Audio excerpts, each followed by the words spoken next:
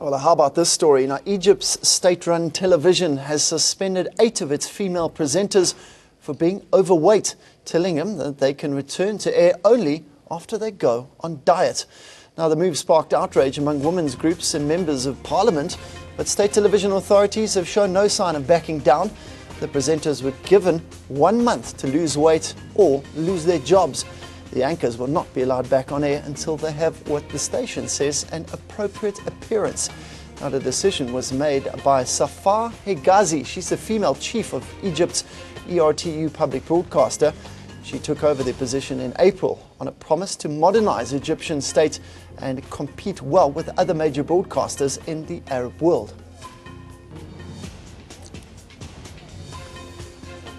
Well, joining me now in studio to discuss this, many people saying bizarre story, Jared Doyle joins us in studio. He's a celebrity publicist as well as an image consultant. Jared, I mean, can you believe this story? I can. Can you? It happens more often than you think. This one suddenly just became public about it. So, in the entertainment industry is not called cutthroat for nothing. This happens much more often than you might think. But surely, I mean, it is a breach of someone's I mean, you hired these people, you hired them based on their looks. I'm a news anchor. I understand that I'm hired for certain traits that I have. Yeah. Thank you. But I mean, is it fair? To a certain extent, it's the nature of the beast that you're in, that the kind of profession you've chosen. You know, the entertainment industry is just about that, including news culture. If you look at different news cultures across the world, there's a certain look that each station has that they've all adopted. And that's basically their mandate. It is something that should change. It's something that's not really fair, but it does happen. And it's actually, I commend these brave women for actually coming forward to the media and saying that, listen, this is what happened, this is what they said, they're basically body shaming us, and we're taking a stand against it. So from the channel's point of view, I understand, because their mandate is to have X, Y, and Z, to create a certain fantasy and a certain image to portray to their audience. And from an anchor and from a moral kind of standpoint, it is morally wrong to do this to someone, but it actually happens to be part of the job criteria in this instance. But that's my point. It is the job criteria, but you were hired on those looks. I mean, yes, exactly. Unless it's within 3 months I blow up into something that you don't want me to be, then I understand. But I mean, you're hired because you look a certain way and you could conduct yourself in a certain way, image, but now, surely it's almost, if this had to happen in South Africa, there would be a massive outcry, you know that. It's the funny thing is that it happens in South Africa all the time. We see top celebrities in the country that suddenly lose weight so quickly, and that's because they've been told by the producers that they have to lose weight. Different things just happen. You know, you see Jennifer Lopez, for instance, in the entertainment side of things, that is now about, well into her 40s, and she still has to look a certain way. We are a culture in society that doesn't accept people aging, especially in our entertainment industry. You can't be a real person in entertainment. Everyone does Botox injections in America. No one on television in the US has not had any kind of plastic surgery, because the camera picks up different facets and different elements of your face. So you need to actually look a particular way, and you need to do certain things in order to compete in that frame. In South Africa, we're actually lucky because we can get away with quite a bit of things, maybe because our industry isn't that massive or that huge. But it is definitely a problem within the industry, but it's also a problem that has come from society, because not one person that is tweeting about this particular crisis can say that they have never insulted someone on TV.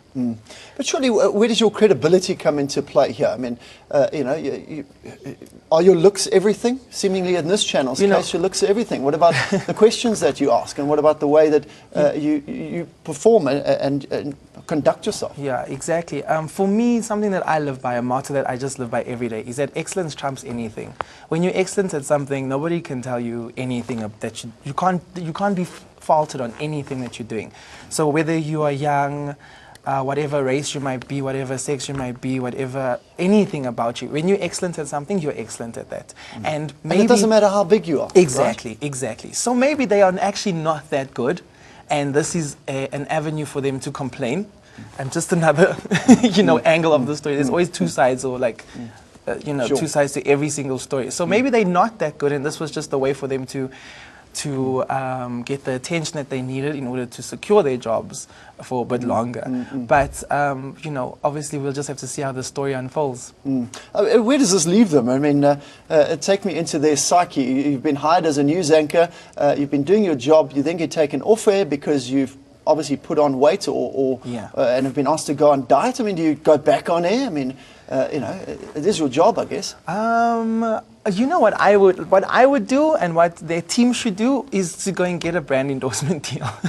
Like go to a Weight Watchers or one of these different various weight lossing brands, and make it, turn lemons into lemonade, as they would say. So do something about it. Be creative. If this is basically what you've been dealt at this point, strategize around it and see, maybe within a month, one of them could be the face of a really cool brand up in Egypt. Yeah. We never know. They will have to make that decision for themselves. But that's basically how I would handle it. I mean, it's fascinating because I'm a news anchor. I mean, I sit here day in and day out. Look, I'm not a female, but I mean, it goes for men as well, I guess.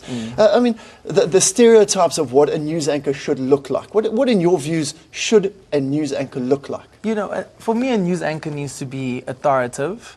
They need to be someone that you listen to and someone that you can engage in.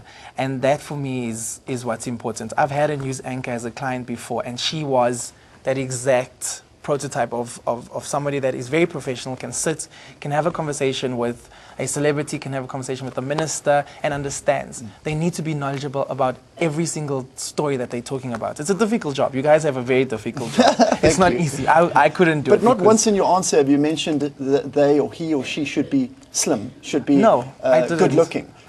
No, I didn't. But again, I just come back to the excellence. When you're excellent at something, it doesn't really matter. It's obviously the mandate of the station, and it's also your prerogative as well. As an individual, do you want to be seen as the best possible version of yourself? And that for me is perhaps not their best possible versions of themselves. Maybe it is. I don't know, but the outrage and the outpour just shows that there's some insecurities there anyways. So if it's not the best possible, you're showing yourself to the world. Over 1 million people are seeing you every single day. If you're not going to showcase the best possible version of yourself, that's your prerogative. But then nobody else can be held accountable for the choices that you've made. Let's look at it from the employer's perspective. I mean, obviously, as you mentioned, an important point, that they've got a look and feel that they're wanting to portray. Each station, I guess, has a look and feel that they want to portray to their viewers. But what I don't understand is then why did they hire them in the first place? If they're looking for a specific look, a specific type of anchor, why did they even hire them in the first place? Perhaps when they hired them, they had a different look. I think that's basically what it was. And now, because of a couple of maybe time has passed and that kind of thing, they were mandated to do that. Or it could be under new management. There could be many answers to that particular question. But yeah, if she was hired like this in the beginning, then obviously you can fight it. You can be like, this is how I was, this is how I came in, and Could this be a publicity stunt to get viewers to watch your channel? That's like this now. Like you see, now you're talking my language. You know what I mean? It definitely could be. I mean, we've never heard of the radio station before. We've never heard of any of these news anchors before, and now all of a sudden it's this big, massive thing. There's many stories out there that are actually just contrived by people in a room. Deciding of how we can actually get the biggest amount of impact within the shortest amount of time. And this is a very smart way to do it, because it's a constant issue. No one is ever satisfied with their weight. Either you're too skinny, you're too fat, you're too muscular, there's not one person in this earth that is really actually 150,000% satisfied. They might be satisfied with themselves, but not their overall appearance. But what's fascinating, I guess, about this industry is that, you don't get a lot of ugly news anchors, so to speak. You look at the international networks; they're all, But again, credibility trumps the way here. Yes. We've seen on a lot of our networks, overweight anchors, but yet you're sitting, you're listening to them, and it doesn't matter about their weight. Well, I want to ask you the question. Can you name me one of those people? Oh no, I could never. Exactly. I But we could, know. but I would Yes, never. yeah. No, but I mean, like in your mind, people watching at home, like, can you remember any of those individuals that you've watched on TV and you're about like, he looks, like somebody that I just walked past in a grocery store. But people remember people like Anderson Cooper. They remember people that have created an image for themselves and created a particular brand based solely on their looks. Jared, I'm going to gym today, that's for sure. Thanks very much for coming to chat to us. It's fascinating. Jared Doyle there is a celebrity publicist chatting to us this morning about a story that's come out of Egypt that 8 news anchors have been pulled off air because they're seemingly overweight. They've been told to go on diet. They've been given a month to sort their weight out. And it certainly created a lot of talking points about it. I'm going to be going to gym this afternoon, that's for sure.